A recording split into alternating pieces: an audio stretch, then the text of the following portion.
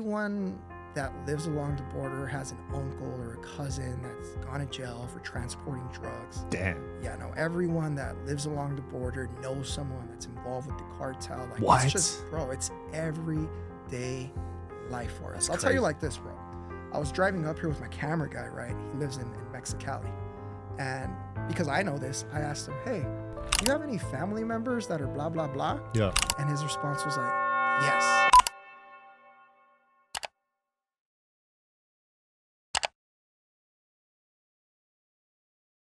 Guys, save the best for last today. We got Angel Fernandez came in Sir. from San Diego, right? Yeah. That's home for you? That's pretty much home, bro. I Nice. grew up in the Pearl Valley, about an hour east. But both of them are like border cities, border towns. And I grew up just kind of playing on both sides, man, Damn. jumping back and forth. You know, I'm kind of welcome, have keys to both cities or both towns, bro. I feel safe and at home at both places. That probably gives you good like perspective on life growing up in an environment like that, you know? It does, man. A lot of interesting stories. A lot of family members, right, that experience different things. Mm-hmm. It's crazy living down there because like everyone has an uncle or a cousin that, you know, has done some stuff that they're not too proud of. Yeah. But it's like everyday life out there, brother. Got to do what you got to do to survive, right? Yeah, for sure, man. So you had to grow up pretty quick? I had to grow up super quick, man. I had my first job when I was about 9 years old, bro. That's young, dude. Yeah, that's too young, bro. Like, where were Yeah. you working? Your parents or? I was working with my uncle, bro. Okay. Yeah, I was working with my uncle, and then I would work with his son, my cousin. My cousin was about 16 at the time, and he had a bunch of landscaping jobs, so he would take me with him. My dad left when I was around like 8 years old, Jeez. so it made me grow up super quick, man. No Saturday morning cartoons for me, man. I started Wow. watching documentaries and shit. I was watching Law and Order when I was like 9, bro. Oh my God. So you just had to be the man of the house at 9 then. That's Pretty much, elementary man. school. Yeah, elementary. Now I look at 9-year-olds and I'm like, Yeah. Right? Now they're just glued to their phones and yeah, iPads man, and it's- shit. It's crazy, man. I had to grow up too soon. But, you know, on the flip side, bro, it made me mature and be responsible at a very early age, right? Yeah. So by the time I was like 16, 17, I was making $3,000, $4,000 a month, like making more than my teachers, Damn. right? Looking at school, like, what is this really about? At least for me. Yeah. That was my experience, right?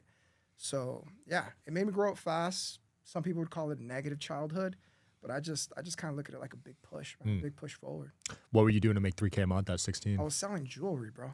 Really? Yeah, so I was working at the local jewelry store, and I was kind of like their top sales guy really quick. So you were good at sales. Yeah, since I was young, bro. So I was in high school, like, teaching myself the sales Bible. Like, I knew I wanted to go into business, right? I knew I wanted to be an entrepreneur, and I knew that you had to be good at sales.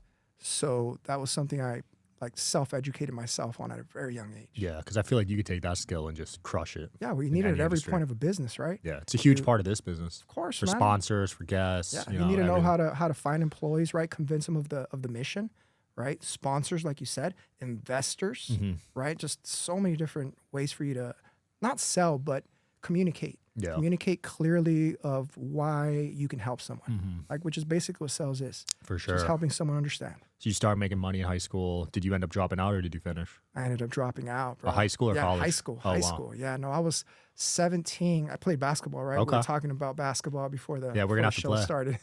We're definitely I was gonna have to playing play. basketball, and that's what kind of kept me around, bro. Basketball kept me around. Right after the season finished, I was done skis, bro. I was ready to work, start getting that money, and kind of start grinding, bro. Yeah. You wanted to get out of your house, kind of do your own thing. Pretty much, bro. My mom needed a lot of help. The spot we were staying in was kind of small, and it made no sense for me to stay, bro. Yeah. I had to cut out and kind of experience life, you know, take on the big city by myself and figure it out, bro. And I'm sure at that age you're impressionable. You're getting guidance from certain people. Yes. And you went astray. I know you talked about the shooting and Yeah, got no. caught up in the wrong thing. For sure, man. So I was really, really young, bro. And I have some uncles on mom's side that aren't the best role models. So they started showing me a lot of gangster stuff really, really young, bro. Yeah. Like, I think I was like 6 or 7 years old, and I was already throwing gang signs, bro. No. At 6? That's like first. I didn't Kindergarten. have like I didn't have like a gang life in my teenage years, because for me it started really, really early, bro. I remember moving schools when I was 6 years old, and the first thing I had to do at the new school was, like, you know, basically kind of claim my set. So that was my first little experience Oh at my that God. school, bro. I was 6 years old, running around getting jumped or fighting back, right? So you got in a lot of fights growing up. Yeah, a lot of fights early though, right? So I had to grow up early all the way through. I got into a lot of fights early. I won a lot of fights early, and then the You fight won? stopped. I Okay. don't know why the fight stopped, Sean. I mean, once you start winning, no one's gonna start fighting you. You know. I've never been in a single fight, but Really? I saw the kids that got in a lot, Yeah. and they always seemed like they had something to prove. Yeah. I had something to prove. You know, I kind of got that chip on my shoulder early. I got it kind of placed on me. So that was me my whole life, man. That's still me right now. Always ready to prove something to people around me, right? Prove something to my community, prove something to my family, prove something to my friends. Like, that's just the way I think. Yeah, same here. Like, I still feel like there's my inspiration 10 years ago was to prove people wrong that I can make it in business. Yeah. And now that I've somewhat made it, it's gotten different, but I still feel like I have a chip on my shoulder. Yeah. I still have a chip. You know what? 2 weeks ago, I was in New York and I was around some big guys too, dudes selling their businesses for $250 million or whatever. Yeah. And I thought the chip was off my shoulder till I got around them, bro. All of a sudden, I just felt the chip on my shoulder again. And I was like, yo, I feel like I have to prove something to these guys now. That's the key, right? My level of competition, bro, like I'm always engaged in it, right? And it's been like that since I started playing basketball. I look at the guy that's doing better than me, and I'm just ready to compete, brother. Yeah, I'm the same way. I think you got to constantly be around people like that, though. Yeah, you have to. Because you get to certain levels, and then you got to keep going higher and higher. You got to keep growing, bro. You got to keep evolving. Because at the end of the day, Sean, that's what life's really about, right? Yeah. It's about evolving, yourself. It's about becoming a better version of yourself day in, day out, bro. Mm-hmm. Yeah. So you got past those influences. Now you're just crushing it. You met our boy Mike Barron over here. Yes. And you two have been killing it. Yeah. So I met Mike's top sales guy, his sales manager, really at the Louis Vuitton store. I've seen the videos of that guy. Yeah. Yeah. 100K months. Yeah. 50, 100K months, just another day in the hood for him, right? Yeah. So I was actually at Gucci first, bro, and I heard some crazy engines. And I was paying at Gucci, and I told the guy at Gucci, that's a Lamborghini. I hear it, He was like, nah, I don't think so. It's a Nissan. And I was like, nah, bro, it's a Lambo. So I paid at Gucci, walked out, went to Louis, was in the store buying my chick some stuff. Mm-hmm. And I turn around, and it's Rudy Russo walking through the door, bro. So, right away, we communicate, we lock in, we start kind of vibing with each other. There's not too many guys that look like us spending bread at Louis Vuitton. Yep. So, we started connecting, and he was like, man, you got to meet my boy Mike. And that's what brought me to Mike Barron. And you had a skill that caught his attention, which was it sales? I guess so, man. I think it was just the vibe, bro. Yeah. It was just the vibe, bro. It was just high energy from them, high energy from me. That's just how I am. I have a high energy set. Everywhere I go, everyone's like, tone it down. But I don't like to tone it down, bro. I like to tone it in. I like to be yourself. Yeah. You know what I mean? Yeah, exactly, bro. Exactly. So my dad's Cuban, bro. When I was super young, I didn't understand why I was so loud. I went to Cuba when I was like 25. Completely understood why I was so loud, bro. I was like, oh, shit, that's why you're so positive, bro. That's why you're so fucking happy, That's funny. Yeah, so I felt right at home, came back to the U.S. and was like, yo, no one is turning this shit down anymore, I'm going to use this to my advantage. I love that. Yeah, but you had a high-income skill to give value to him, because people get the opportunity to meet someone like Mike or someone they look up to, and then they can't provide value. Yeah, no, for sure, man. That's what I'm all about, bro. I'm all about building bridges and providing value for people. Mm-hmm. Like, we just met. My brain's already like, how can I provide value? I think right? I'm the same way. Like, that's just how I think. I'm the same way, because to get to the biggest people, you got to play that game. Yeah, you got to serve people, bro. Continuously, you got to serve people. Yeah. And it's not just the people that are doing better than you that you're serving, but you're continuously serving everyone, even the people that work for you, you're serving, right? And if you have that mindset all the time, bro, you're just constantly attracting people to you. I feel that. Yeah, it's almost like the opposite of being selfish. Yes, of course it is, bro. It's the opposite of being selfish. Yeah. And that's why people get where they get, bro. Yeah, I would say when I started out, I was pretty selfish. I think maybe you have to be at first because you got to like grind and figure it out on your own. But now as I've gotten bigger, I've been more giving. Yeah, you have to, bro. You have to be selfless. And that sacrifice that the people see in you, they start to duplicate it, bro. Then you have an army of selfless people just willing to give. It's very inspiring to people. That's how you motivate people to do anything for you, bro. Yeah, it's a good culture to be part of, too. Yes, 100%. You don't want to be in a fear-based leadership. Nah, not at all, bro. People will run from that. Yeah. As soon as things get hard, people run. They'll run, they'll talk shit, they'll quit easily. 100%, man. That's how most environments are, though, the workspace that I see. Yeah, no, for me, bro, like most of my companies and the people that work around me, I constantly have a line of people who want to work for me. Like I was on the way over That's here. a good problem. I opened up my DMs and people were like, bro, I'm ready to do anything you got. Like I constantly have people like that around me. I like to lead by example. The people see that. The people around me are happy. I'm continuously evolving myself, and I kind of demand that from them as well. I demand that selfless action from them as well. And, people look at it and people want to be a part of it. Yeah. Yeah, you got create a movement. 100%. You got tons of DMs every day. You do a lot of business in the DMs, right? I do, bro. That's my newest company. That's the newest play, bro. I'm sure you get tons of DMs. Yeah, I've probably generated It's got to be in the millions. Yeah. Because it's not, even if it's not direct money, it leads to a deal. You know what I mean? Yeah. We met through DMs. Yeah. Probably like half my guests came from DMs, and I'm we've sure done you have business with. so many DMs though that you probably don't have enough Oh time. my God, dude. I probably get no cap 500 a day. Because there's like 3 folders now. Yeah. There's the request, and then there's the hidden one. Yeah. So that's kind of my new play, bro. My new play is taking advantage of that hole in the game. I want to fill it with the right staff, with the right team. You know, I'm looking right now for about 15 people. I'm going to limit it to 15 people only, right? But I want to build a strong DM sales team. I want to equip them with the skills they need to help people like you, bro. Yeah, I think that's a big need because guys get thousands of DMs, right? I'm not even like the biggest guy, but there's so much lost opportunity, I bet, in some of these inboxes. Exactly. So that's what I want to help people with. People like you, bro. Yeah, because there's a lot of filtering needed too, because there's a lot of BS, obviously, but there are some big deals to be had. Of course, man. It's a numbers game, right? So if you have 1,000 DMs, bro, out of those 1,000, we're going to find some diamonds. Yeah, dude. I've got some of my biggest sponsors from DMs.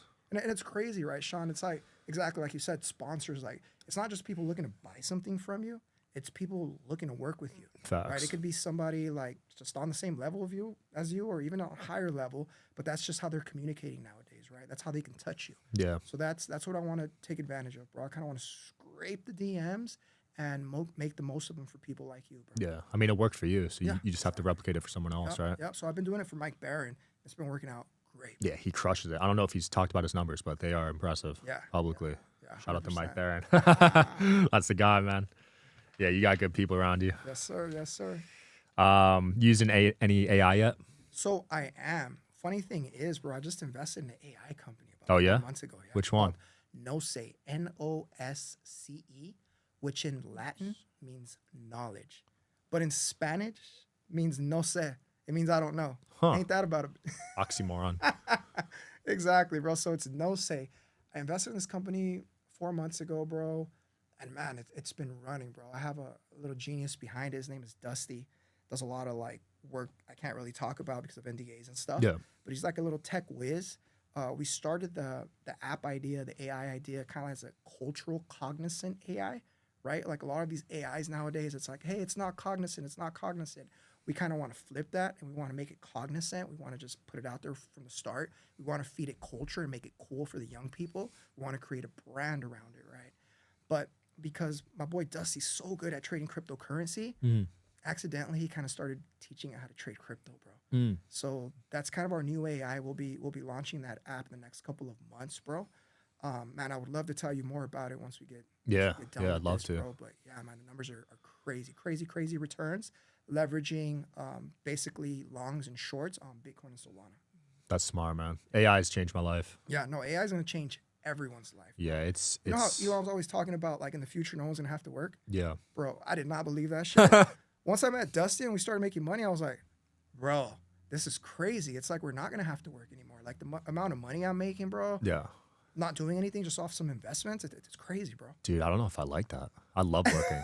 Dead ass. Like, I'm not saying, people don't love to work, but I mean, I could see it, like you'll have freedom to do things you want to do. Yeah. Like for example, if you didn't have to work, have you ever thought about this?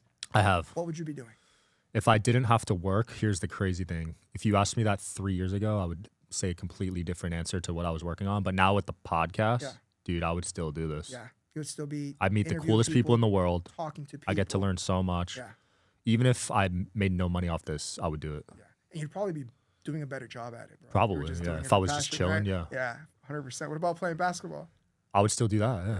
Yeah. Basketball is life, baby. More time for ball, Yeah. bro. I you lose know? money playing basketball. Like, What do you mean you lose money? well, if you calculate my hourly rate, Got you. when I play basketball for 3 hours, I'm losing like thousands of dollars. Yeah, So but no one could take the fun, bro, the meditation from you. for me, it's therapy. 100%. 100%. I'm not the guy that's fighting on court. I'm there to just de-stress. If I see a fight, I'm walking the other way. Basketball is such a quick game that you have no time to think anything outside of the sport itself. Facts. That's why 100%. players get lost when they're on the court. Yeah. They'll I be remember- dealing with shit off court, but Dude, in high school, that was kind of the thing that maybe kind of challenged me, right? I didn't understand that I had to leave emotion out the game because it's such an emotional game, right? It moves so fast. People are pushing on you. It's such a fast-paced game that if you notice in the NBA, people get real emotional all the time, talking shit. They get mad. They push each other. Teed up. Yeah, exactly, bro. Rudy Gobert just fouled the shit out of someone the other night. But some of the best ballers nowadays, they're like constantly meditating, bro. Like the Steph Currys, right? Yeah. The KDs, right? They're just in there and they're just flowing, bro. Dude, so they're this in flow state. This isn't public yet, but I was on the phone with John Sally this morning on the way to the studio, and he was telling me how Victor Wembanyama like got to a new level. Dude, he was with the monks in China last year, meditating. I believe it. Because he was having some heart issues, and he needed to get the energy flow in his body right, because tall people have a lot of health issues, and he fixed it through meditation. I believe it. Isn't that crazy? No, I totally believe it, bro. I started getting into yoga myself in my mid-20s to kind of help, my anger issues. And that's kind of when I discovered that, bro. I was like, damn, man, if I would have had this as a teenager, like I would have played the sport better. I would have played the game of high school better. Like life would have just been better in general. That flow state, it would have been so reachable. Something I would have been able to tap into at any moment, right? Shout out to today's sponsor, Quince. As the weather cools, I'm swapping in the pieces that actually gets the job done, that are warm, durable, and built to last. Quince delivers every time with wardrobe staples that'll carry you through the season. They have fall staples that you'll actually want to wear, like the 100% Mongolian cashmere for just $60. They also got classic fit denim and real leather and wool outerwear that looks sharp and holds up. By partnering directly with ethical factories and top artisans, Quince cuts out the middleman to deliver premium quality at half the cost of similar brands. They've really become a go-to across the board. You guys know how I love linen and how I've talked about it on previous episodes. I picked up some linen pants and they feel incredible. The quality is definitely noticeable compared to other brands. Layer up this fall with pieces that feel as good as they look. Go to quince.com/DSH for free shipping on your order and 365-day returns. They're also available in Canada too.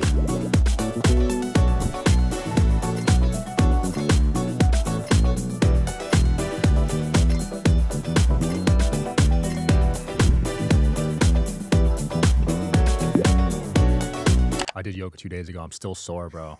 I didn't do it for 3 years. That shit's intense. It's hardcore. I was the only bro. guy there. These girls were doing side planks for a minute straight, no issues. I'm like shaking. I had a couple NFL players come in my classes, bro, and they couldn't hang. Bro, It's it's crazy. intense. Yeah, it's and that was only hardcore. an intermediate level. I can't even imagine like the advanced shit. But yoga's great. I had the opposite issue of you. So when I was a kid, I had confidence issues.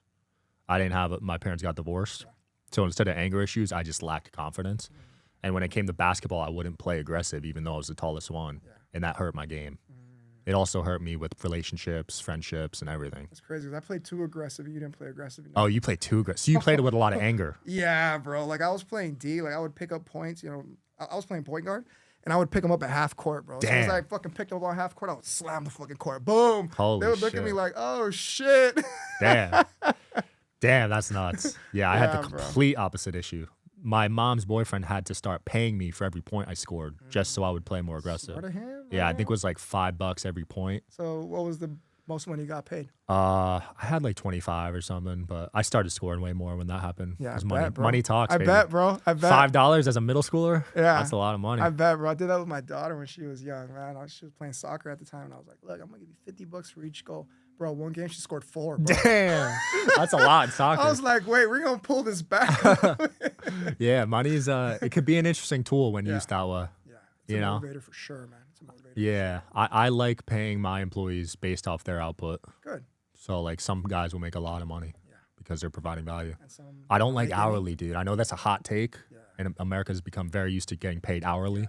Yeah. But I hate that shit. Yeah, no, mediocrity is kind of like sinking its teeth into the American culture right now. I Yeah. hate to say it, bro, but it's kind of like a blame culture, and then everyone just kind of wants a participation trophy for not doing anything, And I don't know, bro. I disagree with that. I'm against I don't know participation. if it's my culture or what it is, bro. But I feel like men, they're just not what they used to be, bro. Right? I feel like women started working and kind of taking that manhood from a lot of the guys out here, bro. And I'm personally just not comfortable with it. Yeah. Man. Every time I see it, if it's a family member, if it's a friend, I definitely try to talk to him about it, man. Hey, bro, you gotta No, I step feel it that. up, bro. Yo, so the number one reason women cheat Yeah. is workplace. Did you know that? I believe it, 110%. Yeah, so I would never let my wife work Yeah, around other people. Hell no. bro. I mean, I trust her, don't get me wrong, but Yes. just why would you put her in that environment to I begin would with? never put my lady in that environment, bro. 15 years, she's never been in that environment. It's not that I don't necessarily trust her, right? It's like I don't trust the guys around her. Facts. Right. And for a woman to constantly push back, I know women are really good at pushing back, not as good as men at pushing back, Yeah. right? But I mean, she's going to have days where she's not as strong. She's a woman, bro. No. Right. Women have to be cared for. Women have to be protected. That's what I was taught by my grandparents. And that's the way I think, bro. Love It's it. been working out, man. My oldest is at UC Berkeley, Let's go. right? My second oldest, he's the ASB president at his high school. Damn. Yeah, he just got accepted today to a couple Cal States, but we're still hoping for UCSD. So, you know, the family structure is strong, bro. And that's what I see as kind of sacrificed, right? With this new culture of both parents working, is it gets kind of hard to have your kids kind of stay in line and kind of get pointed in a direction, Yeah. right? And that's what it was for my mother. My mother had to work because my dad left at a young age. Yeah. And because she had to work, well, basically I had free reins, man. I could do whatever the fuck I wanted. She didn't hold you accountable. She tried. She tried, but I was a young, tough boy, you Yeah. know? And for me, it was kind of like, Mom, I mean, you could try, but you know, my love grandpa that. said that you're just a woman. I love that. So you were rebellious. I was rebellious, bro, when I needed to be, right? That's the way I processed it. So I was rebellious when I saw there was a need for it, right? Yeah. And in seeing my mom struggle at life, I didn't feel like she can really guide me in the direction that I needed to be guided in.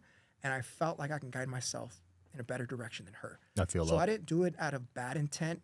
I did it out of intent to kind of create a better future for myself. So we got to a certain age, especially that, you know, late teenage stage where I started getting in some heavy border life stuff, right? Yeah. And at that point, I knew, like, you know, she's not going to understand this. I'm going to do what I have to do to get where I need to go. Now, how crazy was the border growing up? Because, you know, I see stuff on the news about it, but I've never been there. Is it actually crazy? It's crazy, man. It's crazy, man. Like, people are actually crossing and, like, Bro, everyone that lives along the border has an uncle or a cousin that's gone to jail for transporting drugs. damn. Yeah, no, everyone that lives along the border knows someone that's involved with the cartel. Like, What? It's just, bro, it's everyday life for us. That's I'll tell you crazy. like this, bro. I was driving up here with my camera guy, right? He lives in Mexicali. And because I know this, I asked him, hey, do you have any family members that are blah, blah, blah? Yeah. And his response was like, yes. Every time we go in Ensenada, I have a cousin. And whenever we go out to the club, it's one Suburban in the middle, one Jeep in the front, one Jeep in the back. The plaza is hot. The plaza is what they call an area there in Mexico, right? So this is just like an everyday struggle for people that live along the border, bro. Jeez. Yeah. Damn, I love tough Ensenada. I've environment, been man. there. Yeah, Ensenada's beautiful, right? But if you're mixing the wrong things, it can become a very dangerous place. Shit. Yeah, I must have got lucky. I was on a cruise and we stopped in for an hour. Nah, they're pretty respectful to tourists, bro. Tourists are pretty respectful for, you know, Mexico gets a lot of its money from tourism. Yeah. So they protect that. But yeah, man, Mexico's a heavy place, bro. What people don't know, bro, is that the Mexican government is pretty involved with everything that happens, bro. Really? 100%. I've heard bro. some stuff about them. Bro, and Trump knows that, and the current administration knows that. And that's why they've been holding the government of Mexico so accountable lately. Right. Did you hear about the governor of Baja California getting her visa taken away? No. Yeah, she got her visa taken away. governor? The governor of Baja California Whoa. got her visa revoked. I think they tried to take the house that she was building in La Jolla away from her just because the administration that's in right now, they're not playing those games, man. There's a lot of corruption in Cali politics, man. There is. And politics everywhere. Yeah. You know, Well, so- everywhere. But Cali, dude, Yeah. it's- 25 billion for homeless. There's a lot of money in Cali. Yeah. So, like, you know, corruption follows money, bro. Right? Everywhere where there's a lot of money, there's Yeah. a lot And of Cali's the corruption. fourth biggest economy in the In the world. world. Yeah, in the whole Yeah, in world. the whole world, Which is bro. crazy. Yeah. And Baja California also, right? So California and Baja California are the two big powerhouses in both sides of the border. Baja California is like the California of Mexico. Really? That's where all the heavy tourism is, right? You got the Ensenadas, you got the Cabos, you got all these nice places where there's a lot of foreign investment. So they're like the crown jewels, bro. That What's is funny is I was interesting. in Cabo, and it was so interesting to me. And this is kind of out of the topic, right? But I was in Cabo, and I was staying at this really nice place with these beautiful homes that overlook the ocean. And the gentleman that let me use his home was telling me that Governor Newsom was just there like a week ago, and that he stayed there for like 2 weeks, right? Wow. And I started thinking, wait, they just took the visa away from the governor of Baja California 2 weeks ago. What is Governor Newsom doing here, right? That's weird. Too weird, right? I don't really believe I don't in know about that one, coincidences, yeah. bro. So I was like, yo, now I know kind of why Trump's playing the game he's playing, you know?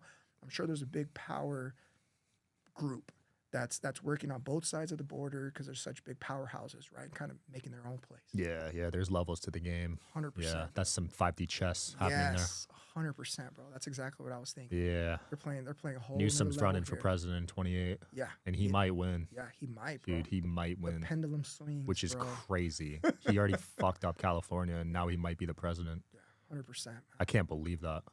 But yeah, you're right. The pendulum always swings. It always swings, man. It Right now, always swings. Trump's got the lowest approval ratings ever. Yeah. You know? And before he got elected, everyone was like super pumped. But that's what happens, right? A president gets in, he never does what he says he was going to do. I don't And think he can, to be honest. I mean, I no think they all president talk can. a big game. They have to, bro, to get elected. Yeah. That's the name of the game, bro. They say one thing, and once they get in there, it's a whole They different can't do game, shit. Kosh Patel was talking super highly before he got in. He hasn't done shit. Bro. Nothing wrong. Epstein files, what's up with that? Yeah. Yeah. Not a I damn don't think thing, I'll bro. I don't think I'll ever fall for it again, honestly. Yeah. I was on the Trump bandwagon Yeah. in 16 and probably in 24 a little bit, but I wasn't, bro. I got let down by Obama, bro. I remember Really? when he won, bro. I think I got teary-eyed. I was like, shit's about Yo, to change, stop it. bro. Swear to God, bro. I was like, shit's about my to dad change, fell for that bro. one too. Bro, fucking this motherfucker didn't do shit. Shit got worse. I was like, bro, never Yeah, again. I don't think he can. Never again. So when Trump was getting elected, I was like, yeah, I don't know. What's she about that? It's all an illusion. Yeah, it's all an illusion. They My play thing with is us, man. like so many people think the government controls how much money they can make and everything and place a lot of importance on it, when in actuality you have so much control over that. Yes. I know yes. people that grew up homeless, like in the worst environments, and they're self-made millionaires now. 100%, None, man. the government had nothing to do with that. Yeah, responsibility, bro. Responsibility is the ability to respond, right? And responsibility, bro, is something that a lot of people just don't want to take, especially now in this culture that we have, right? Where people want participation trophies and shit. They always want to put the blame on someone else. Yeah, But never that, bro. The blame's always on yourself, Never. man.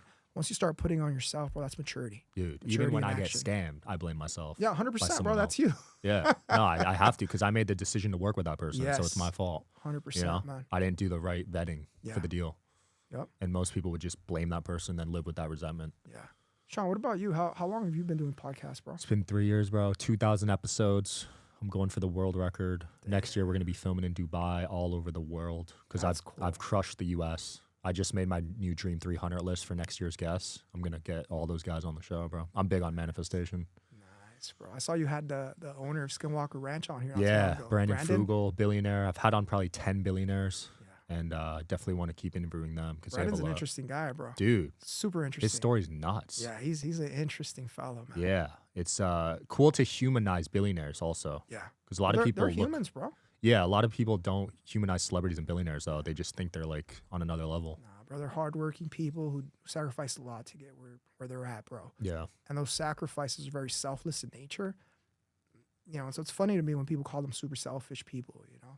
Like they don't understand these people, they sacrifice so much to get where they're gonna get, right? And they look at people like Elon Musk and they're like, wait, he has all this money. If he just gave his money away, but dude lives like the most austere life ever. Yeah, he's a right? minimalist. He's like living in a little fucking tiny home, bro. Yeah, and he owns working no 18 hours material a day, assets, bro. yeah. Like, it's crazy. People just don't get it, bro. People don't get it. You know, what it takes is selfless actions, bro. And that's what people don't really want to admit to themselves. right? Yeah, I hate seeing that. It's like if you gave away 5,000 to everyone, you would end world hunger. 100%. It doesn't man. work like that. No, it Money doesn't, doesn't bro. fix the problem. It doesn't, bro. It doesn't. It's the mindset. It's the mindset. You could bro. give money away to all the bottom people, it would funnel back to the top. 100% because they every wouldn't know time. what to do with it, right? Yeah. And then when they spend it on the wrong things, they're gonna put the blame on someone else. Yep. Yeah. It's not a money issue. Nah, That's it's why I not. look at lottery winners. I think 80% of them go broke within Yeah. 5-10 years. Yeah, 100%. Because they didn't have to work for it, bro. Yeah. I've lost my money twice because I just wasn't mature enough to handle it. So you made a lot of money young. I became a millionaire at 23, I believe. Lost it Congratulations, all. brother.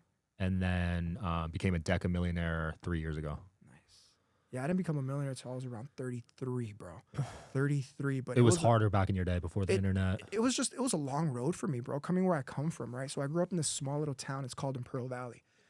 And in this small little dusty town, there's a dusty little town called Sealy. It's like 300 people or whatever. Damn. That's where you grew up? And I grew up in this town, bro. I grew up in a little trailer in this town, literally with no opportunity. The only employment there is like fucking working at the store. There was one store in the whole fucking town. Jeez. Yeah. Talk about humble beginnings. Super humble beginnings, bro. We didn't even have concrete outside of our trailer, bro. Oh my God. Yeah, bro. When it rained, we used to have to wear little grocery bags around our shoes. What? Dude. So yeah, no So family. no car? No car, no millionaires in the family, no one really successful, bro. Like Talk about coming from the dirt. Like, it was literally the dirt. Jeez. Like, dust storms all the fucking time, right? And I had to find a way out, bro. I had to find a way out, and it wasn't easy. It was definitely earned. There was a lot of nights where, I mean, you know what it takes, bro, to be a millionaire. A lot of nights where there's self-doubt. Yeah. You just got to keep pushing forward. You got to keep the faith in what you're doing, right, in the future. You got to do it for your future self.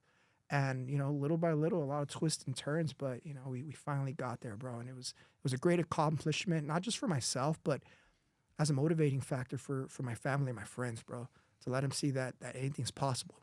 I love that. I was on a small podcast actually yesterday, and they were telling me the same thing. They were like, Angel, man, you motivate us so much coming from where we come from. Dude, that's you know, sick. For someone like you know, high school dropout to make it so big, and now to be helping so many other peoples and creating a path for others to become successful, bro. Like, we're so proud of you, and it was so humbling, bro. Yeah, and you did it at a time where it was not the normal route, too. No, it wasn't at all, bro. And the internet was barely starting, bro. Yeah, it was a lot harder to become a millionaire back then. 100%. Way harder. Yeah. And then place yourself in an environment where, you know, there's no bridge to get there, right? I didn't go to college. I didn't make the right connections. Like, those connections were hard to come by, bro. But I think that's also why I don't burn any bridges, right? So that practice of having to build these bridges and not having them set for me just kind of made me appreciate every single bridge I had, bro. And it made me just kind of like, you know, turn into this very honest person and this very fair person, where when I work with people, I just keep it really, really fair. You value it. 100%, 110%, bro. Yeah, you don't take it for granted. No, bro, the more bridges you build, the more places you can get to. Yeah, and I see the opposite with people that grow up in money. Yes. They don't value Well, relationships they don't as have much. to, bro, because they have money. Yeah. They have money, you know. They could just buy new relationships. Yeah, they could just kind of fuck people over. Facts. They say money cycles every 3 generations. Yes. So it'll be a problem for our grandkids. Yes. If you don't structure it the right way, it definitely will be a problem for the grandkids. 100%, Yeah. bro. Yeah. I look at my grandparents. Man, they grew up similar to you in like a village in China, like dirt poor. And then my mom used education system to escape it. Went to the best university in China, and then but now I feel like that doesn't work anymore as well. Yeah. Like going to college and getting 9 to 5 and becoming a millionaire. Well, college isn't what it used to be, right? You know, my oldest is at UC Berkeley, bro, but I tell her all the time, like, you know, that's not a guarantee. You know, it's partly a scam if you let it be a scam, right? AI is going to replace a Look, lot of it's them. not a scam. Let's just say it's overpriced, right? Way overpriced. Way overpriced for what they're offering you. The They're giving learning you pace is skills slow. that you don't really need nowadays, right? Yeah. You have AI. You have the internet. You have all these people on social media making all this fucking money, bro. They don't teach you any of that shit in college. You know, they teach you skills that you don't really need in the workplace anymore, bro. So, you know, the education game's definitely changed. And I think that's why there's so many people online selling education, right? You can learn how to do this or do that for $5,000, $10,000, $15,000. And you can use that skill set right away. The trades kind of changed, you know? I remember back in the day, they had like DeVry, or they had different little universities where you can go and learn a trade and cost you $10,000, $15,000 and you start working. Well, you know, the internet is kind of like that now. Yeah, now trade jobs are back, actually. Yeah. Because AI is replacing a lot of digital jobs. 100%, man. My mom's dating a lawyer. He said he doesn't need a paralegal anymore. He doesn't need one because he could just use AI. 100%, bro. I have a business, and I was on a call on the way up here, actually, and we're having problems with this landlord, right? Yeah. Dude's like, you know, older. You invested in a property? This property we lease. So this business I have, we lease a property. It's a cannabis business, a dispensary out in northern San Diego, North County. And this lawyer, he's won like 100 million in litigation, and we just happen to be leasing from him. So he's super hard to deal with, right? And he's made our life very difficult to get, you know, just different things taken care of. And my partner, he placed the lease into the AI software today, and he came up with all these ways to get out of the lease. bro. Wow. Yeah. That's brilliant. We have 2 attorneys, right? We have 2 attorneys we regularly deal with. One of them is super accomplished in the East Coast. He works for the Ritz-Carlton. He didn't even see this shit in the lease, bro. Jeez. Exactly, bro. So AI is like on a whole nother Dude, level. one of my guests just went up against 6 of the top attorneys in the country. His name's Billy Carson, and Oh, I know Billy. Oh, you know Billy? Billy's pretty cool, yeah, man. yeah. Shout out to Billy. Billy's He's been shout on like out, 4 man. times, but he said he got everything he wanted. Yeah. All with AI, bro. He went up and represented himself against And 6. Why can I see Billy doing that, bro? He's that guy, right? That Yeah, gets he's- locked up. He's like, I'm gonna represent myself, judge. Like, what the Billy fuck? Carson's him. Yeah, But what bro. I'm saying is that's the future, bro. Yeah. Like AI will be better than lawyers. It'll be better than surgeons. There's going to be surgeries that you get in the future with AI, Yeah. like micro robots. Yeah, 100%, bro. It's common, man. And that's why as a podcaster, I'm staying sharp because we're going to be next too, bro. Yeah, no, Actually, I don't everyone's know. on the chopping block, bro. Because like personal brand, I feel like will withstand AI. I feel and like that's gonna be- entrepreneurship, right? Like AI is cool. AI is, but like in entrepreneurship, there's a lot of nuts and bolts Yeah. that you have to do yourself.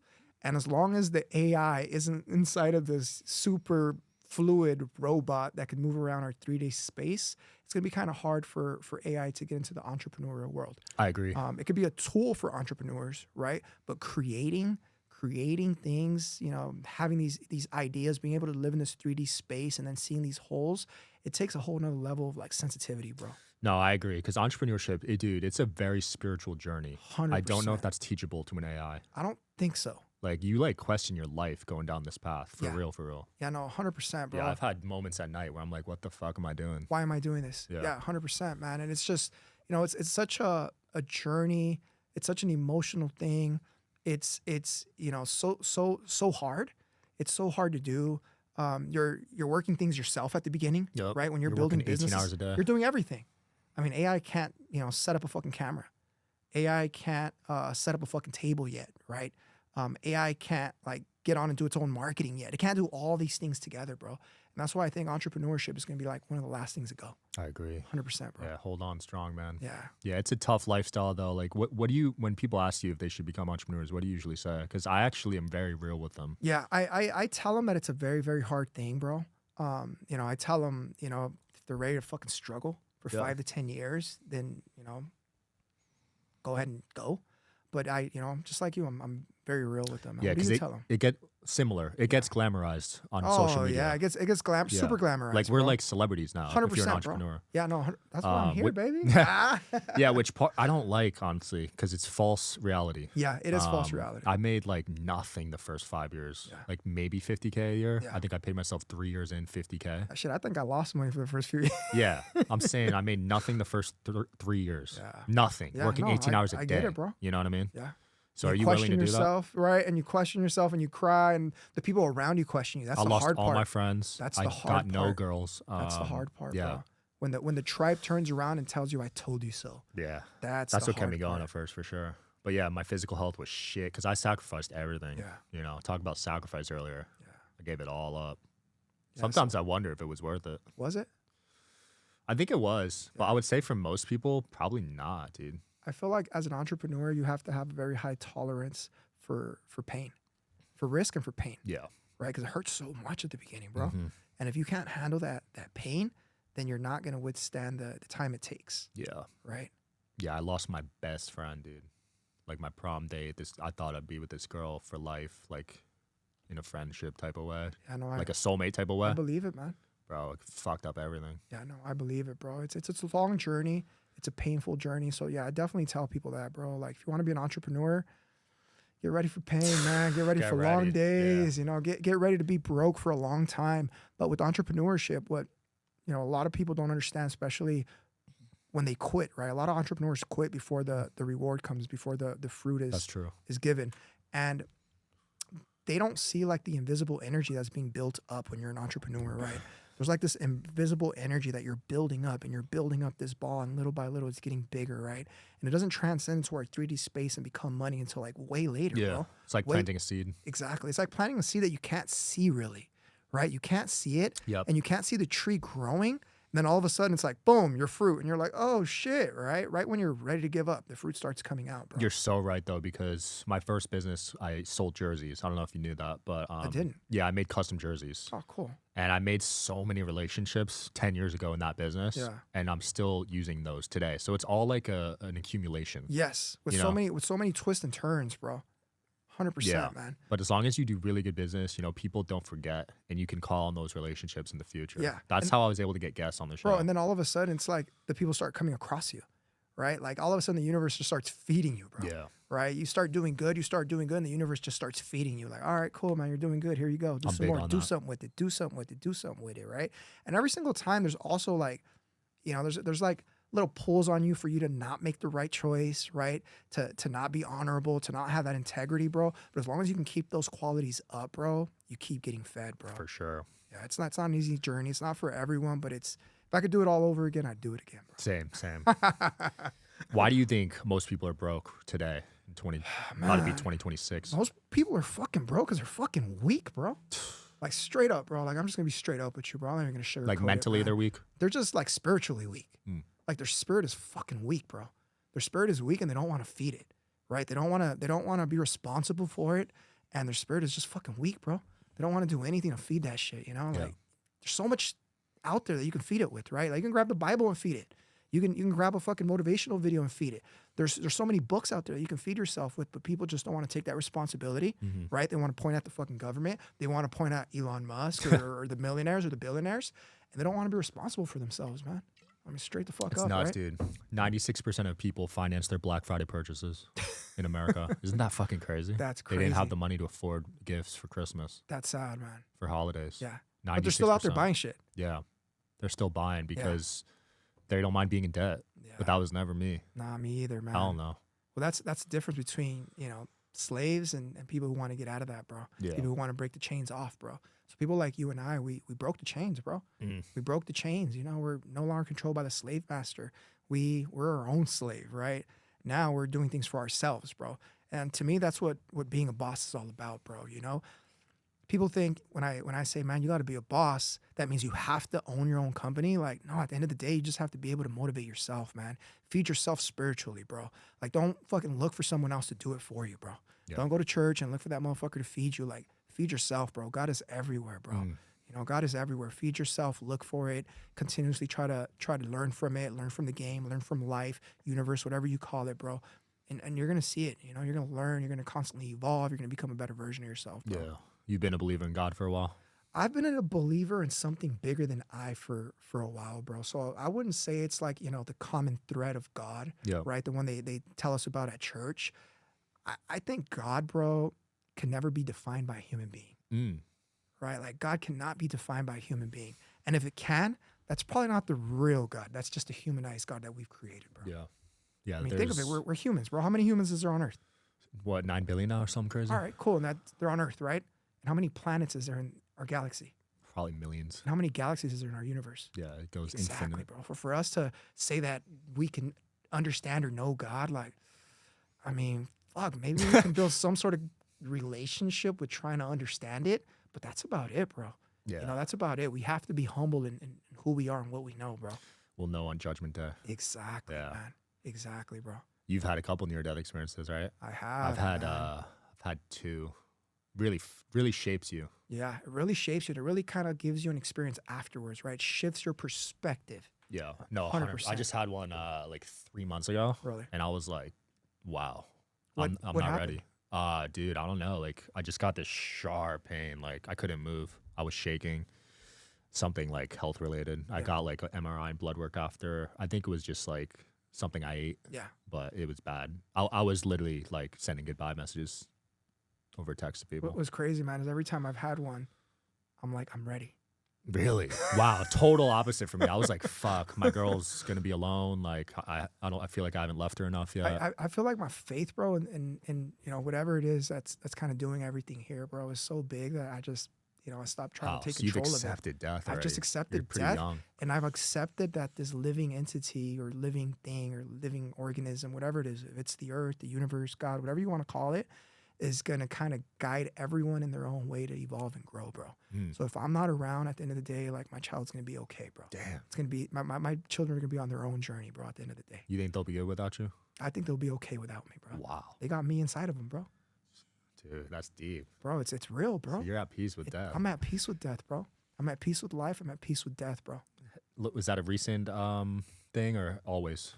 I think I got to a certain age, bro. I got to a certain age, right in my late 20s, bro, where, I just started having a better relationship with myself and with life in general. And I just accepted everything, bro. The good, the bad, the pain, the joy, right? The pleasures that come along with anything, right? And the hard days that come along with stuff. And, I guess people call it stoic. I don't know if it's stoic or not, right? Marcus Aurelius. Like, Yeah. I guess you can call it stoic, bro. But I just see it as like an experience, right? We're all here to have an experience, brother. Yeah. We're all here to have an experience. And all of that is part of the experience, right? So I just appreciate that I'm able to have this experience, bro. Respect. That's it, bro. When it's time to go, it's time to go and have the next experience, bro. I feel that. No, I really do. The good and the bad, I definitely agree with that. Yeah. I think everything happens for a reason. And I don't think it all stops, you know? I don't think it all stops. You don't think it's just lights out? I wish it would be, bro, but I just I mean that would be a lot of mercy, right? If it was just like lights it'd be easy. out, Yeah, it'd be easy. Because bro. it wouldn't reward or punish you for the life you lived. Yeah, it'd It'd be like easy. everyone has the same conclusion. Yeah, no, it'd be easy, bro. But I think this whole evolution and this whole game that we're playing while we're here, right? Of responsibility, self-growth, becoming better than who you were, having this relationship with something bigger than you, it's just going to transcend into the next level, bro. Look, just I know levels. it's my opinion. I've interviewed a lot of people that have had near-death experiences, the most leading experts in this space. I do believe there is an afterlife based off 100%. of hundreds of people I've talked to about this. The most world-renowned psychics and spiritual teachers. Yeah, so I don't believe it. Like, I mean, no one will I know know it. for sure. No, but I know it. you think? Like, I just know it, bro. Like, In an afterlife or? I just know it. Wow. I just know there's something next, bro. 110%, bro. Something. You got an next, old bro. soul. You're wise. I don't know, brother, but I just know it, bro. I just know it. I think there's something, Yeah. you know? Yeah, I truly think there's, And I I believe think in I think reincarnation. part of the trouble people have, right, is like they want to know what's next, right? And if they don't know it, they're not at peace with themselves. Like, you don't know what's gonna fucking happen next week, bro. You don't know what's gonna happen next month, next year. You know, like you have to be at peace with whatever happens. It's part of the fucking journey, bro. So whatever it is that's next, it's just part of the journey, bro. Like, be happy you're experiencing it, right? Be happy you're here. Be happy you're present. And be here, bro. Yeah. Don't be on the next step. Like, be here. The present is important. It's something 110%, bro. I used to live in the past when I was younger. Yeah. So you're probably a little depressed Yeah, sometimes. always thought about the past, depressed, and terrible anxiety. I would So anxiety is say, when you're thinking about the future. yeah. Yeah. Then I shifted towards that. Then when I was starting into entrepreneurship, I constantly thought about the future and if I'm going to be able to pull this off. 100%. And now I would say I'm more present. Good, bro. Like when I'm on an interview, I'm only thinking about that interview, you know? Bro, the future exists only in your brain, and so does the past, bro. Yeah. Right? So you're here right now, bro. Only the present moment is the one that's true. Mm-hmm. Yeah, so I used to really dwell on both. Yeah, And you'd get it's lost a in your dangerous own spot. mind. Yeah, dangerous spot to be in. 100%, bro. It's a very not peaceful spot to be Not in. at all. And it came back when Charlie Kirk got killed. Yeah. It kind of came back a little bit, like living in the past. But I got to just, Did you know Charlie? yeah, he's been on the show. Yeah. I'm filming at his event next week. Oh, man. So that was just like, holy shit. That easily could have been me or like someone I'm close with. That was a tough dude, man. That was a tough soul, man. Yeah. RIP. Yeah. for That sure, one man. mess you up at all? I'm sure Charlie's okay, bro. he died doing what he believed in, right? He died like he died on the cross, bro. He died on the cross, bro. He died doing what he believes in, bro. To me, that's an honor, bro. Like, to me, it's a fucking honor, bro. Yeah, he was doing what he loved. Yeah. Can't deny that. To me, it's an honor, bro. It's an honor to die doing what you love and giving your life up for something you believe in, bro. There's a very, very honorable thing, bro, that happens when you do that kind of stuff, be it here or in the next life, you know? That's such a great example for you know, everyone that comes behind him, bro, or for other people that need to find their purpose or fight for their purpose, bro. Yeah. It teaches me not to take life for granted because as we get older, we know pretty much every year, like someone we're close with or friends with is dying. Like that's just the 100%, reality bro. of it, you know? I look at my mom and I'm like, all right, I'm seeing grays on my 15 mom. Christmas, Yeah. 18 Christmas. No, How for many real. Christmases do I have left, you know? Counting down. I'm trying to take advantage of every single one, brother. Same. Yeah. Yeah, it's sad, but that's just what it is. And I don't know if being numb to death is the right word, but you kind of get used to it, dude. Yeah. It's weird. Yeah. Well, it's the only sure thing, brother. It's Yeah. the only sure Father thing. time. That's it, bro. Taxes aren't even so sure, bro. I mean, Some look at people Trump, don't pay right? those. Trump said he's getting rid of the IRS, right? And there's all this shit. Please do happening. that, please. Some people don't pay taxes. Some people, you know, do what they do. But yeah, brother, like the only sure thing is death, bro. So if we're here to have this experience, bro, and the only sure thing is death, bro, like, That's why I don't hold resentment yeah, towards why are anyone. you gonna be fearful of that, bro? No, I don't do that anymore. I used to. Yeah. It ate at me. Yeah. But I don't do it anymore. I encourage you to do the same if you're listening. Yeah, no, if you're It's listening, toxic. man, don't do that. Toxic. Don't do that. Live what you're living right now. Make the most of life. You know, chase your fucking dreams. You know, do what you want to do because life is short, man. This ride is short. And at the end of it, I asked my grandpa actually on his deathbed, bro. I asked him, Gramps, of everything you did, and he did a lot of fucked up shit, you know, like, or at least some people would call it fucked up. What do you regret doing? Do you regret doing anything? And he looked at me. He was on his deathbed probably like 7 days before he died. And he looked at me. He's like, The only thing I regret are the things I didn't do. Whoa. That's deep. That's super deep. I love that though. Because I hear similar stories from people dying. Yeah. They're like, I wish I did that job, or I wish I dated that person, Yeah. or asked that person out, rekindled a friendship there. Yeah. you Don't know? hesitate, man. Swing for the fences. Constantly, try to progress and do things you haven't done. Take those fucking risks, bro. Take those risks. Learn those skills. Like, do everything you want to do because this shit is short, bro. This shit is short, bro. You never know. This shit is short. You never know, bro. Yeah. Yeah. Where'd your anger come from? You mentioned as a kid you had anger. Was it So resentment? my anger and my resentment, brother. At first, I thought it was because my dad left, right? But then I grew up and I met my mother, who she truly was, right? And I met my father from one adult to another. And I think it's something kind of embedded deep down within us, bro. But for sure, at a point, I was angry at the world. I was angry at, I guess in that time when God was more simple for me, I could say I was angry at God, right? I was angry at my father. Man, bro, like I constantly went to bed hungry, bro. Damn. Hungry, bro. Like hungry, like physically stomach hungry, or? hungry. Yeah, like hungry. Like my mom was on public assistance for a while. Like my dad was a good provider while he was there. They had a crazy breakup. He wasn't there. Mom had to start working. She went on welfare. Still wasn't enough, bro. So we would go to bed hungry, bro. And I remember her going to bed hungry and giving us some of her food, bro, so that me and my brother can eat a little bit more because we were growing boys, bro. Yeah. But it wasn't enough, bro. So Wow. that's part of where my anger came from, bro. So you were angry at the world. I was angry at the world, bro. I was angry at the world, and I was constantly taking it out on the world. Wow. Yeah. I was doing that till I was about in high school, bro. And then how did you rechannel that into something more positive? Well, what's funny is I found cannabis, brother. Yeah. Yeah, I found cannabis at 18 years of age, and that's actually the industry I made my first million in, bro. Okay. Yeah, in the cannabis industry. I found cannabis at 18 years of age, brother, and it really helped me relax. It helped me sleep better, and it helped me kind of see myself and how angry I was. So in seeing myself, right, giving me this third perspective to see myself, I was able to see how it was affecting my relationship with people. Like I was a lot to be around, bro. I always had a chip on my shoulder, but I was also really angry, right? I had this really strong personality, and you start adding anger to that, bro. It's like you start to become a danger, right? And people around you kind of see that, and they're like, hey, man, let's stay away from this guy because he's dangerous, right? So I started seeing that, and with cannabis, I started also noticing that it's something I had to change, bro. So little by little, I started chipping away at it, brother. Cannabis, I have a love-hate with. Yeah, a lot of people do. Yeah, I used to love it. Smoked every day. Was a huge stoner in high school, college. And then I had like a weird panic attack on it. So now every time I get high, I get so paranoid. It's so nuts. Yeah. Like complete opposite to you where it relaxes you. Yeah. It's very fascinating to me how cannabis can affect people differently. Yes. 110%. For me, I get super paranoid. It's such a complex plant, bro. It's actually the most evolved plant on planet Earth. It's been evolving with humans because we've been kind of tinkering with it, right? And humans have been using it for a long time and have been growing it for a long time. So it's evolved a lot, bro. And there's so many different aspects to the cannabis plant. You have so many different hybrid variations everywhere, and they all have different effects. So it's definitely a long journey for people to figure out how cannabis can help them. And it's kind of an ongoing journey. Like me, myself, right now, brother, I just use cannabis gummies to sleep. And Dude, I only edibles fuck me up. I only use them to sleep. Oh, like okay. literally, bro. I get to bed, I grab my gummy, I eat it, and I'm able to go to sleep. Is it mainly because of that. CBD in it? CBN. Oh, CBN, yeah. CBN, yeah. So THC indica, full spectrum, usually a rosin gummy, infused with CBN, and I'm able to go to sleep, bro, and wake up in a good mood. Yeah, CBN's good for sleep. 100%, bro. Otherwise, I'm the kind of person that's like tossing and turning till about sunlight, bro. Till So you about got 5, 6 insomnia. in the morning. Yes. Is your brain racing?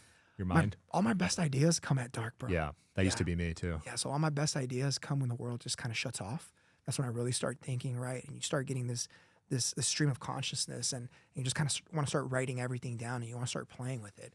So, with cannabis, I was able to turn that stream of consciousness down at nighttime and kind of go to sleep with the rest of the world, then wake up in the morning and participate with everyone else, right? That's dope. Yeah. That makes sense. Yeah, I think it has. Would you say the industry's peaked? Because I know there's a transition to mushrooms now and other stuff. The cannabis industry. I wouldn't say it's peaked everywhere. I would say it's evolving.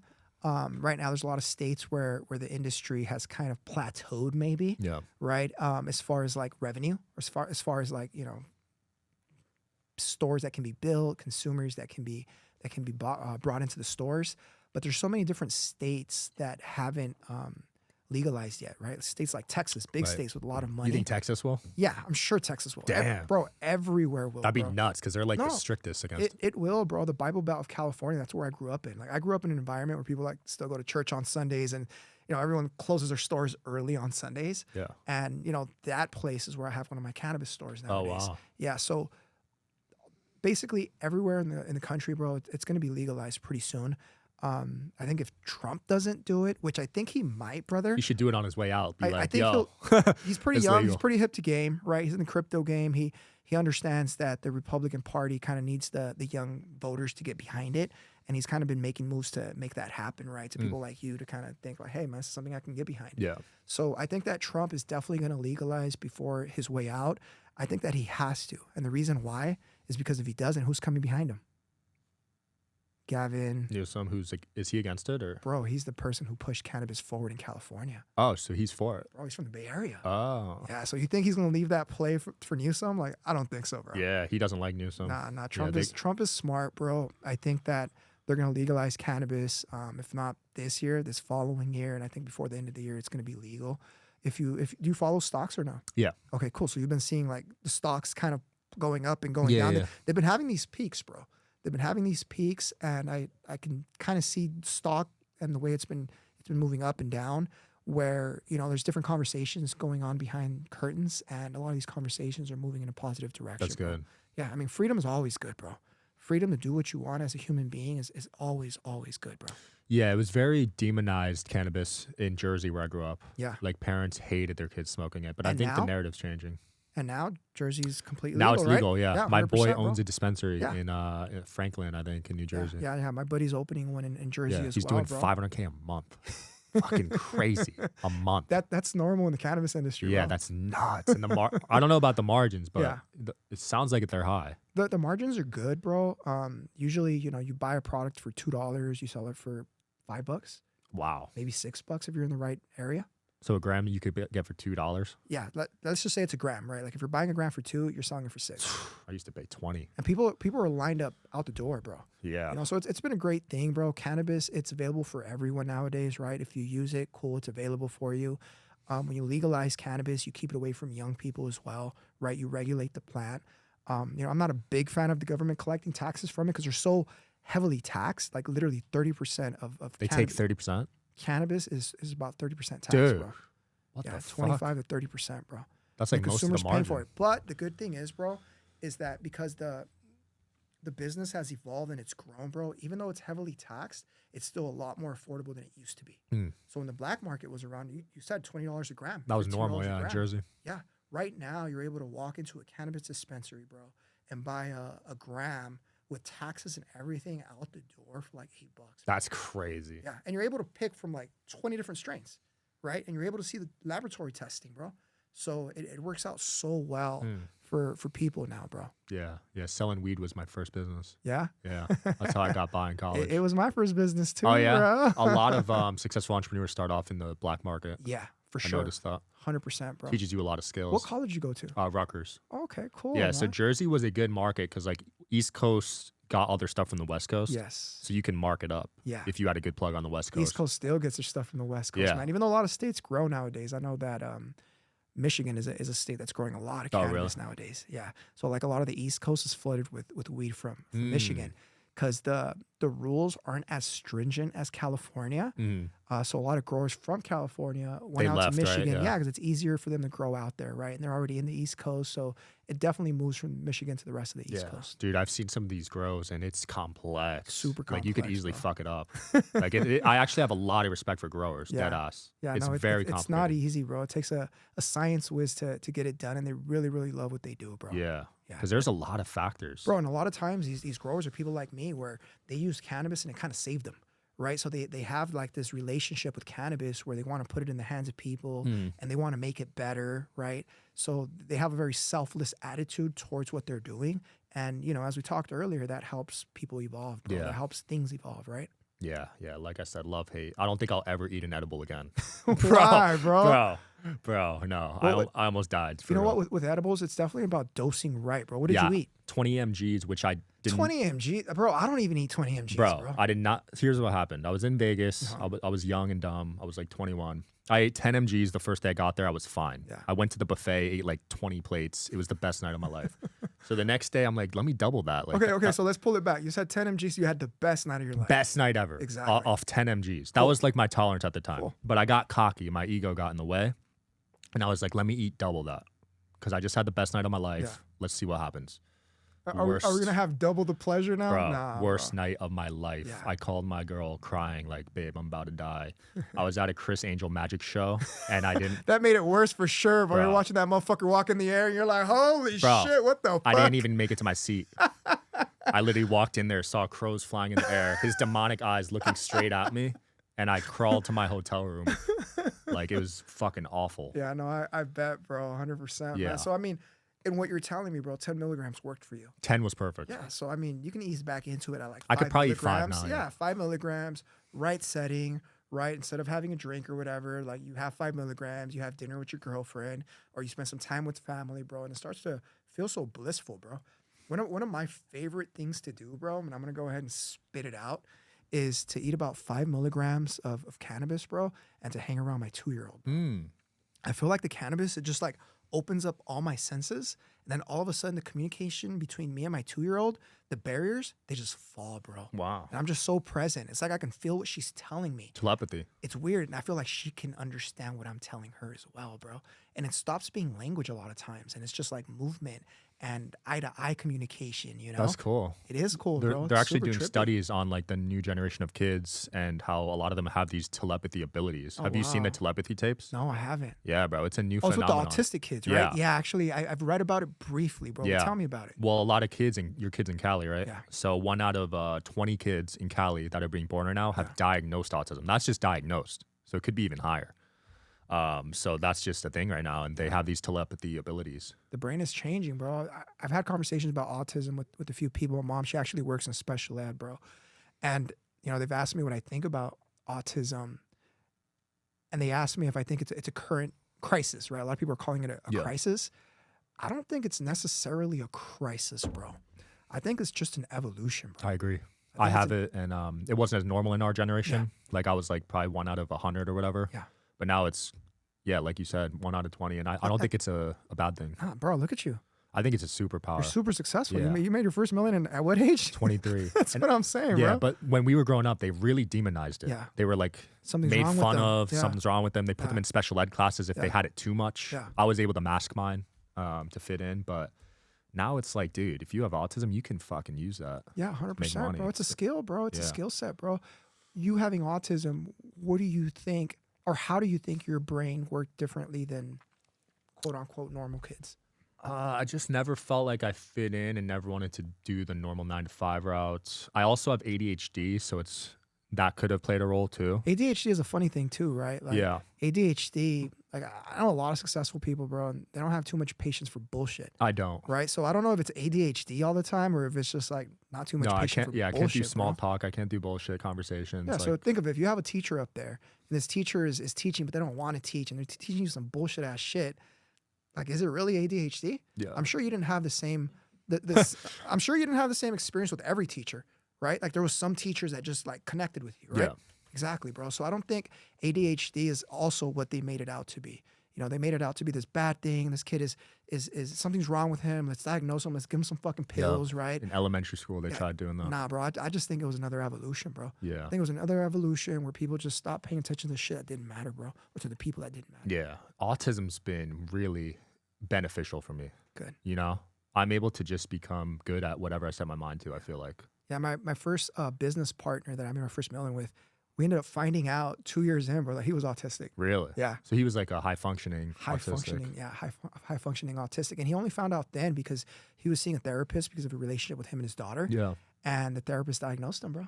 So that's one thing I will say I'm deficient in Yeah. is relationships, especially like dating dynamics. I don't have I don't know if empathy is the right word, but I don't know if that's related to autism. The patience maybe, like, Patience, yeah, that too. But because just I would like see it in him. where he would- emotional connection. You know what I mean?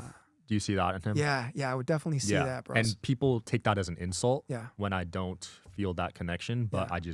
I don't know. My brain doesn't operate that way. Do you have any kids? I'm About to be soon, hopefully. Congratulations, knock on man. wood. Just got married a Congratulations. couple months ago. We're So trying if to you have think kids. of it, I mean, that's the whole purpose of dating, right? Like that's the whole purpose, bro. Yeah. Is to procreate, right? So you're still procreating, Yeah. right? Autism or not, you're still procreating. So did he. Mm-hmm. So like, is it really something that's holding people back? Like, I don't really think so, bro. I just think it's an evolution of things. Yeah, I think you should own it if you have it. Don't feel ashamed. Like Ah.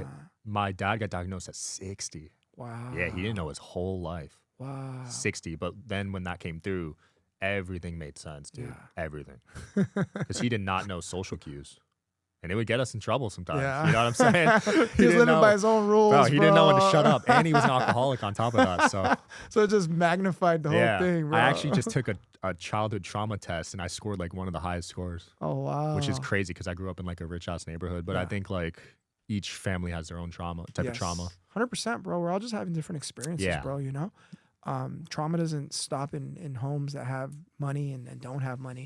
Yeah. Trauma is just a part of life, bro. It's a part of this experience, Agreed. bro. Yeah, mine wasn't like a financial one like you dealt Yeah. with. Like we had money, but it was more like I didn't get the attention I wanted, I guess, and like a mental thing. Yeah, and it affects you. Yeah, Right? for sure. Yeah. But dude, this was awesome. I think I didn't expect it to go this way, but I thought we'd talk business. But that was really Nah, cool. for sure, man. Where can people work with you? You said to DM you something. Yeah, for sure, man. So me and my boy Mike right now, we're starting this new play, bro. This new play, which is basically the DM play, right? And what we've identified as a hole in the market, bro, there's a lack of people getting at these DMs that are left in a lot of people's inboxes, Instagram being one of them, right? You, for sure, right now have how many in your inbox that are sitting there Hundreds, yeah. unanswered, bro? Hundreds. Yeah, 100. Right? So what I want to do and what we're doing right now, we're building up a team, bro. We're building up a team of people that want to learn the skills and want to learn how to basically become a DM setter, a DM closer, and be able to capitalize on these DMs that are just sitting, bro. We have a DM setter on our team, bro, that right now is making like $20,000 a month, bro. Damn. $20,000 a month, bro.